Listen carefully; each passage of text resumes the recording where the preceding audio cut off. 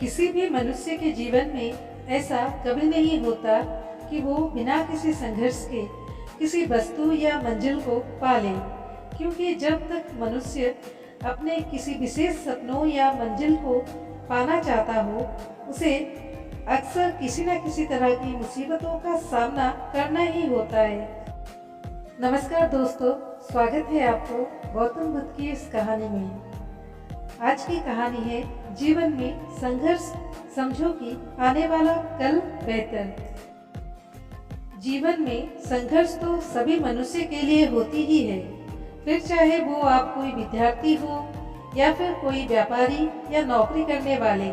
संघर्ष से जूझकर ही तो आप सफलता की ऊंचाइयों को छू पाते हैं। इसलिए हमें कभी भी अपने जीवन में आने वाली किसी भी चुनौती के लिए तैयार रहना चाहिए। अगर आपके जीवन में संघर्ष है तो ये हमेशा मानकर आगे बढ़ते रहे कि इसके बाद का जो आने वाला पल होगा वो बीत गए समय से बेहतर ही होगा। एक बार जीवन में असफल हुआ एक व्यापारी जंगल में भगवान को याद कर रो रहा था। वो बार बार भगवान को याद करता और अपनी असफलता का कारण पूछता। जब वो ऐसा कर रहा था तब गौतम बुद्ध उसी रास्ते से जा रहे थे। वो व्यापारी की व्याकुलता और निराश से भरे बातों को सुन सब समझ गए। महात्मा बुद्ध ने उस व्यापारी को पास बुलाया और बताया कि मैंने जंगल में घास और बांस दोनों के बीज बोए थे। उन दोनों बीज की बहुत मेहनत से देखभाल की। पहले ही साल में घास तो हरी भरी हो गई, लेकिन बांस का बीज जैसा का तैसा ही रहा। लेकिन फिर भी मैंने अगले साल भी बांस के बीज को वैसे ही देखभाल की जैसे घास की थी।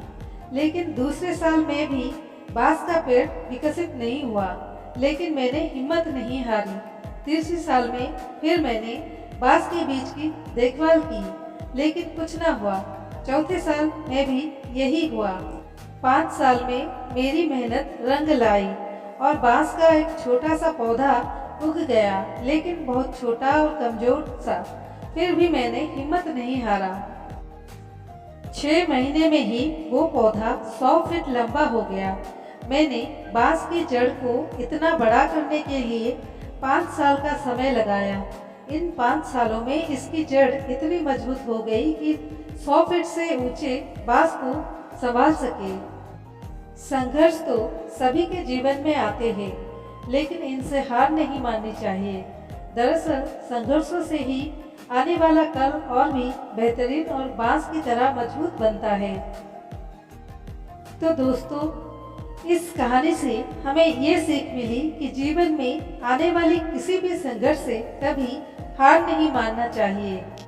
तो दोस्तों, कैसी लगी हमारी आज की कहानी कमेंट के माध्यम से बताएं। अच्छी लगी हो तो अपने दोस्तों के साथ शेयर कीजिए। धन्यवाद।